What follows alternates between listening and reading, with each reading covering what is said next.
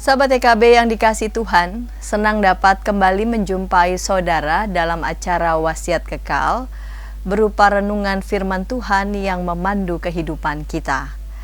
Saya Pendeta Santiani Manurung dari GKI Gria Merpati Mas. Renungan kita pada hari ini, Jumat 15 Mei 2026 ditulis oleh Pendeta Nathanael Setiadi, Sekretaris Umum BPM-SW GKI SW Jawa Barat dengan judul Kasih Karunia yang Tak Pernah Habis, yang dilandaskan pada Efesus 2 ayat 1-7. Dan nas yang menjadi pusat perenungan kita adalah Efesus 2 ayat 7. Sebelum membaca Alkitab dan merenungkan firman Tuhan, mari kita berdoa. Tuhan, pada hari ini, hari yang baru, kami bersama-sama bersatu hati mau membaca bagian dari Alkitab dan merenungkan firman Tuhan. Bapa, kiranya bimbing dan sertai kami. Dalam Yesus kami berdoa. Amin. Sahabat, saya akan bacakan untuk kita Efesus 2 ayat 7. Beginilah firman Tuhan.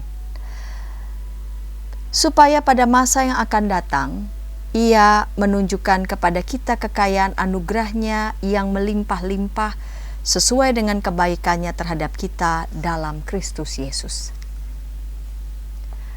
Sahabat, Bella terjatuh dari perahu saat sedang berwisata di Tanjung Uban. Pemandu wisata segera terjun ke air dan menariknya kembali ke atas perahu. Setelah Bella berhasil diselamatkan, ia dan keluarganya diajak mampir ke rumah pemandu wisata tersebut. Di sana Bella diberi pakaian ganti dan makanan.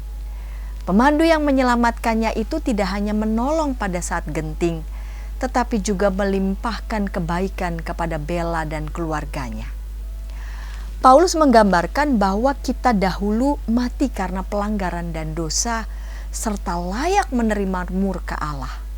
Namun Allah yang kaya akan rahmat telah menghidupkan kita bersama Kristus.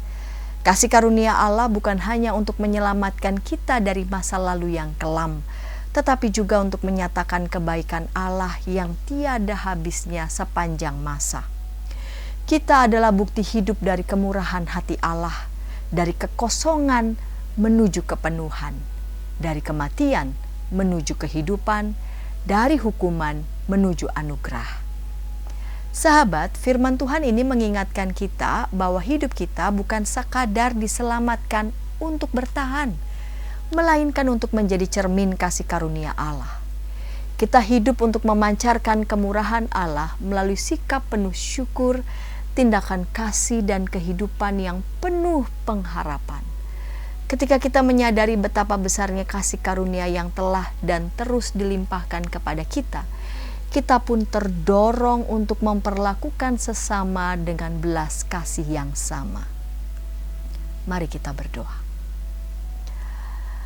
Tuhan, status kami yang semula kami berada di bawah hukuman Allah, justru kami diangkat masuk ke dalam anugerah dan diperdamaikan. Karena itu ya Tuhan, kami sungguh bersyukur bahwa kami beroleh pendamaian hanya karena kasih karunia.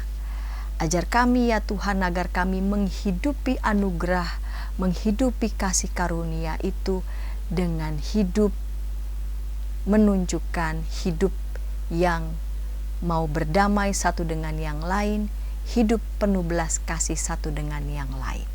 Terima kasih Bapa, dalam Yesus kami berdoa. Amin. Demikian renungan kita hari ini. Jangan lupa subscribe, like, dan bagikan kepada sebanyak mungkin orang. Dan jika ada sahabat YKB TV yang ingin didoakan, sila menyampaikan pokok doa saudara ke nomor 0812 8188 9191 atau dapat menghubungi website kami di www.ykb-media.org. Kami dengan senang hati akan mendoakan saudara. Tuhan memberkati.